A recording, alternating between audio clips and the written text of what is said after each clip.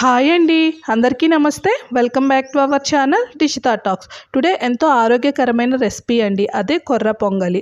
ఇది మనం రైస్తో రెగ్యులర్గా చేసుకుంటాము, కానీ ఇలా కొర్రలతో మిల్లెట్స్తో ట్రై చేయండి, చాలా బాగుంటుంది. వెయిట్ లాస్ అవ్వాలి అనుకునే వాళ్ళకి, అదే ఆరోగ్యం పైన ఆసక్తి ఉన్న వాళ్ళకి ఇది చాలా బాగా యూజ్ అవుతుంది. ఇప్పుడు ప్రొసీజర్లోకి వెళితే, కొర్రలని నేను 1 కప్ వరకు తీసుకున్నాను అండి. వీటిని ముందే రోజే పడుకోపోయే ముందు ఓవర్ నైట్ వీటిని నానపెట్టేసుకున్నాను. ఇలా నానపెట్టడం వల్ల కొర్రలు చాలా బాగా నానతాయండి. చూడండి, నెక్స్ట్ డే మార్నింగ్ ఈ కొర్రలను తీసుకొని నేను ఒక 2-3 సార్లు నీట్గా వాటర్తో క్లీన్ చేసేసుకున్నాను. ఇప్పుడు మనము ఈ కొర్రలని నీటి మొత్తం తీసేసిన తర్వాత చూసాము అంటే, మనము నలిపి చూస్తే కొర్రలు అనేవి మెత్తగా నానిపోయి ఉంటాయి. చూడండి, మధ్యలోకి విరిగిపోతూ ఉన్నాయి. అదే 2-3 గంటలు నానపెడితే ఇలా జరగదండి. ఇప్పుడు నేను దీనికోసం అయితే ఒక ప్యాన్ పెట్టేసేసుకొని దాంట్లో 1/4 కప్పు పొట్టు పెసరపప్పును తీసుకుంటున్నానండి. మీకు ఇది ఇష్టం లేకుంటే నార్మల్ పెసరపప్పు ఉంటుంది కదా, ఆ పెసరపప్పు అయినా తీసుకోవచ్చు. అలానే ఒక 2 టేబుల్ స్పూన్ల కందిపప్పు కూడాను తీసుకున్నాను. స్టవ్ను అయితే మొత్తము సిమ్లో పెట్టేసేసుకొని దీన్ని మెల్లిగా వేయించుకుంటూ ఉన్నామండి. ఇది వేగినప్పుడు మంచి స్మెల్ వస్తూ ఉంటుంది, కలర్ కూడా కాస్త చేంజ్ అవుతుంది.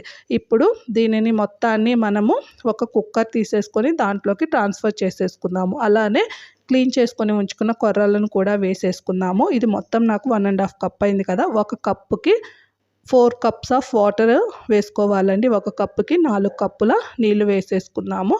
ఇప్పుడు కాస్త పసుపు, అలానే కొంచెం సాల్ట్ వేసేసి కుక్కర్ మూత పెట్టేసి విజిల్ పెట్టి మీడియం ఫ్లేమ్లో 4-5 విజిల్స్ వచ్చే వరకు ఉంచి, ప్రెషర్ పోయిన తర్వాత చూస్తే చూడండి, మంచిగా అయితే పొంగల్ రెడీ అయిపోయిందండి. చూడండి, కొర్రలు బాగా ఉడికిపోయాయి. మనకి కావాల్సిన కన్సిస్టెన్సీలో కరెక్ట్గా వచ్చింది. ఇప్పుడు దీనికి పోపు కోసము నెయ్యితో నేను పోపు పెట్టుకుంటున్నానండి. నెయ్యితో పెడితే చాలా బాగుంటుంది. దీనికి 1 స్పూను జీలకర్ర, ఆవాలు, ఇంగువ, కరివేపాకు, అలానే 1 స్పూన్ మిరియాల పొడి, అల్లము, కొన్ని పల్లీలు, అలానే జీడిపప్పు, కట్ చేసిన క్యాప్సికమ్, 2 పచ్చిమిర్చి, కొంచెం కరివేపాకు వేసుకున్నానండి. ఇవి మంచిగా వేగాలి. అలానే ఒక 2 ఎండుమిర్చితో పాటు కొన్ని కిస్మిస్ వేసానండి. ఇవి వేయడం వల్ల పొంగల్కి మంచి టేస్ట్ వస్తుంది. ఒకసారి వేసి చూడండి, ఇష్టం లేకపోయినా టేస్ట్ డిఫరెన్స్ మీకే అర్థమవుతుంది. ఈ పోపు మొత్తం అయిపోయిన తర్వాత మనం కుక్కర్లో ఉంచుకున్న కొర్రలని దీంట్లో వేసేసి ఈ పోపు పట్టే విధంగా మొత్తం కలుపుదామండి. చూడండి, నెయ్యితో వేయడం వల్ల మంచి ఫ్లేవర్ వస్తుంది. పోపు పట్టేసి చాలా అంటే చాలా టేస్టీగా, హెల్తీగా ఉంటుంది. తప్పకుండా ట్రై చేయండి. ఇది మార్నింగ్ బ్రేక్ఫాస్ట్కి, లంచ్కి కానీ డిన్నర్కి అయినా సరిపోతుందండి. పొట్ట హెవీగా ఉండడం వల్ల ఎక్కువ తినము. మరిన్ని రెసిపీ కోసం తప్పకుండా మన ఛానల్ సబ్స్క్రైబ్ చేయండి.